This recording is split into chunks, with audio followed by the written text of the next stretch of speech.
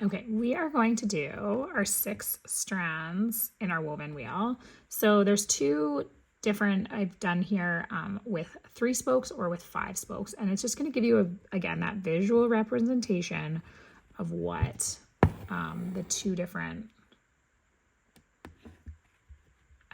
looks are. So in the 5 spokes with 6 strands, the 3 spokes with 6 strands, and then the same with 12. So we're just doing our straight stitches.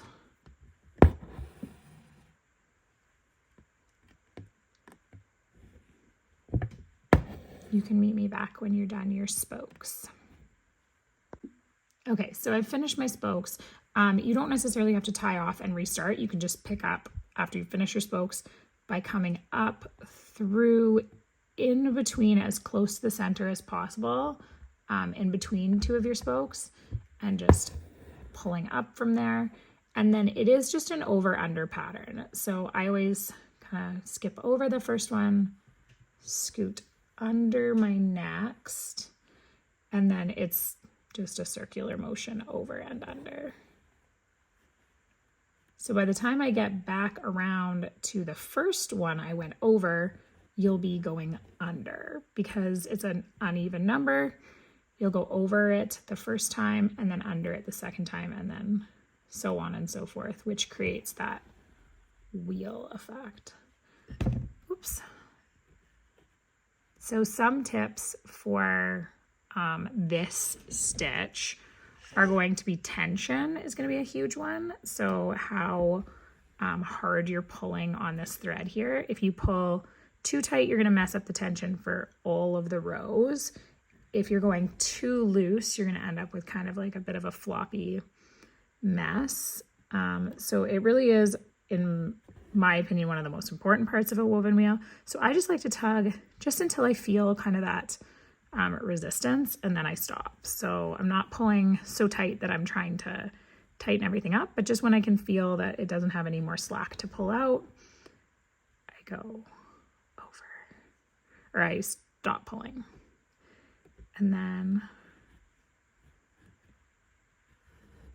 just trying to be careful that there isn't something that you're getting snagged on. If you get hooked on, say, your hoop stand or even like the top part of your hoop, that kind of like jolt of a stop when you're hooked like that will mess up your woven wheel. So just watching where this thread is and making sure that it's not hooked on something or getting stuck.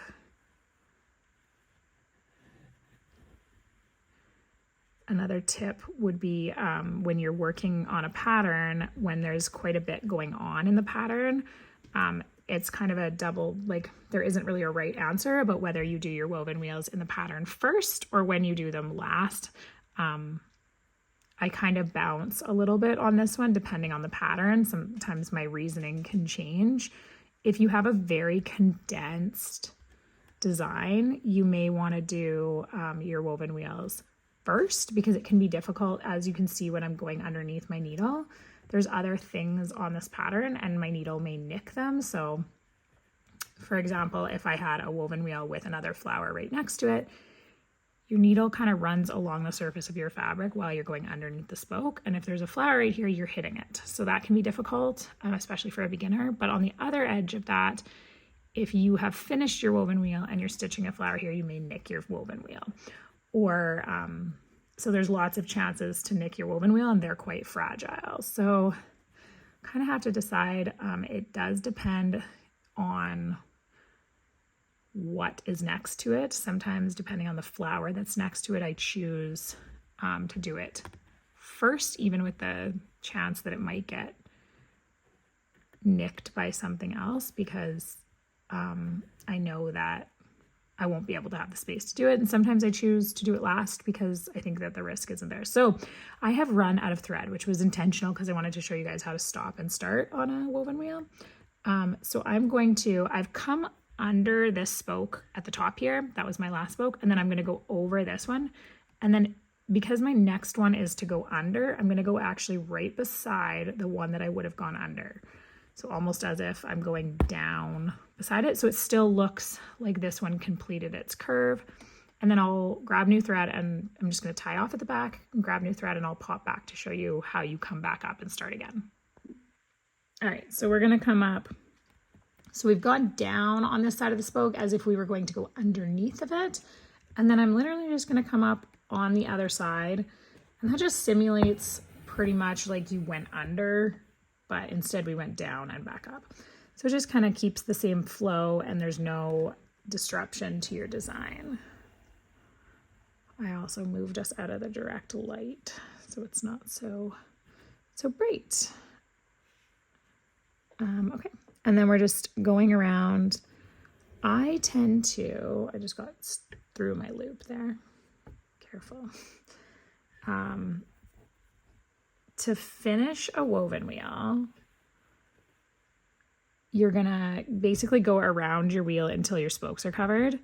That's the method that I use. Some people and some tutorials will show kind of like a long stitch all the way around, which covers the spokes, kind of like you're going up and down the way we did when we ended. That's not a technique that I use.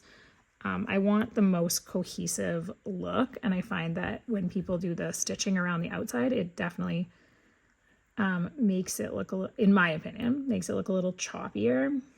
So I prefer, this one's a little harder because I just did I went up, and so I have to get through those stitch. So again, I'm being very careful because I'm pulling through stitches, and as you can see, I just accidentally gave it a little tug, and I changed the tension of my woven wheel. So I like to finish my woven wheel by continuing around and around and around until I have covered them. I find that naturally the stitches will start to go underneath of the other stitches, which creates more volume, which I like. If you like a flatter woven wheel, you may like the idea of just stitching down and covering those spokes and being done. It again is very much personal preference. There is no right or wrong way. It's just the look that you like. So I have people say that they prefer the really fluffed up where they kind of mess their woven wheel up at the end. And for me, that's the whole purpose of not messing your woven wheel up, is so that it doesn't look messy at the end. And it's the aesthetic that you're going for. So there is no right or wrong. And you don't need to feel like if you do it a certain way, you're doing it wrong. Definitely not.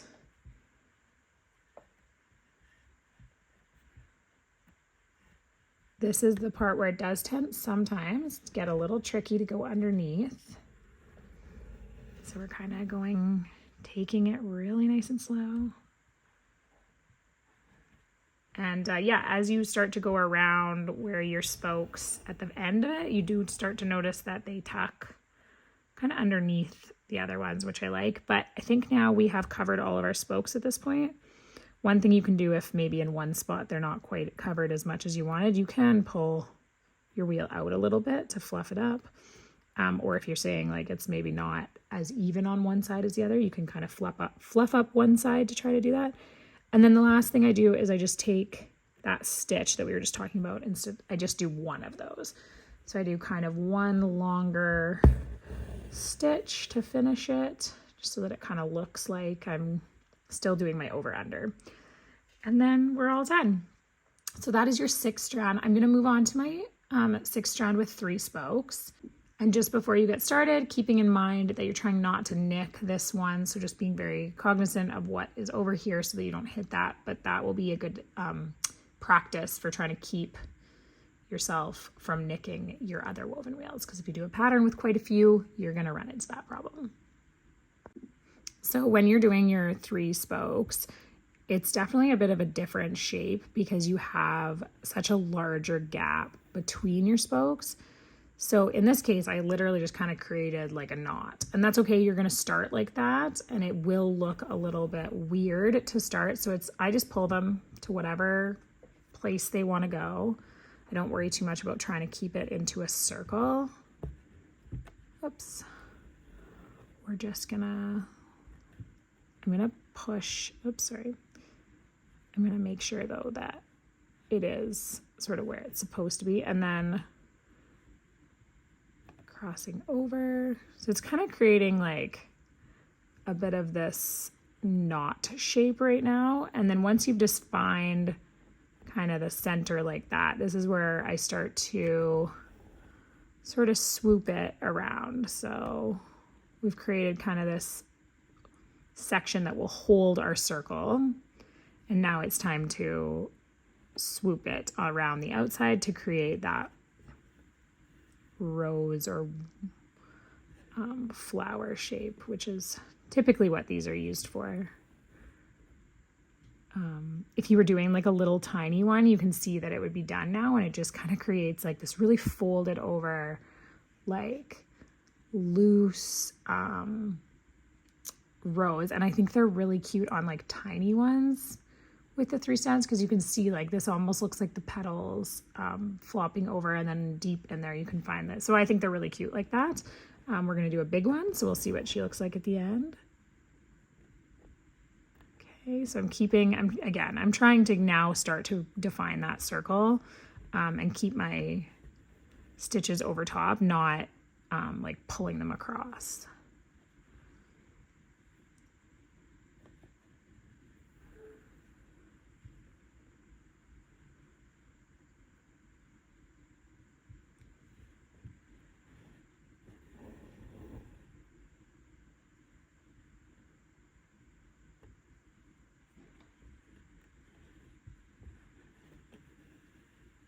Keeping it, just kind of holding my thumb on it to make sure that it doesn't go over top of the rose or the circle. Because if I just let this go like this, it's just gonna go across like that. And now that we're at this stage, we don't want that. That's just for our first few rows. It's okay if they do that. We're just defining the circle. Oops, and I pulled too tight, and I had exactly what I warned you guys about. So all I'm going to do is I'm just going to back off a little bit. I'm going to try to find my strand, the one strand that I'm working with, not the rest of them, and kind of tug it back a bit. I'm trying to very gently do this, because if you pull the wrong row, you're going to end up messing the whole thing up. So just being very careful. Quit while you're ahead kind of idea. Like right now it looks okay, so I'm not going to keep trying, just to try to fiddle with it. Less is more when it comes to trying to fix your little mistakes. So right now the tail of mine is too long and it's starting to double up. So I'm going to actually cover my rose with my finger while I pull my thread shorter. This is a weird technique that I use whenever I maybe know that I'm going to potentially put strain on the tension of my rose. I put my finger on top of the rose to hold it, so that where I'm pulling here isn't going to affect the whole thing. So just a tip if you're ever needing to kind of, maybe there's a knot in your thread and you're trying to get the knot out without, or maybe you need to rethread your needle and you're afraid that as you are fiddling around with your needle, you're going to ruin the tension of your rose. An option is to just put your little thumb on top of it, or any finger, I guess. Okay. So we're just following the same over under pattern, and I will meet you back when you're at the end. Okay, so I'm at the end here. I'm pretty much done. I'm just gonna take my stitch down, finish it off. I will say, oops, you can even see there. I will say that a 3 spoke 6 strand woven wheel is much finickier than your 5 spokes. It's just, you have such a longer length between your woven that sometimes like the tension is definitely more finicky. It's more delicate. They're a little bit floppier, so they can get stuck on things a little bit easier. So you can obviously see a difference. This one definitely has wider kind of what would be considered the petals. Some of them like are almost just a big circle. It's definitely a little bit floppier. Like this one's a little more structured. So you can definitely see the difference. I typically, for a larger wheel like this, 5 spokes is my sort of standard. If I get into like a huge woven wheel, I'll go up to 7, but anything more than like an itty bitty woven wheel, which was sort of where we started at, when I showed you how I thought it was cute at that stage. I will do 5.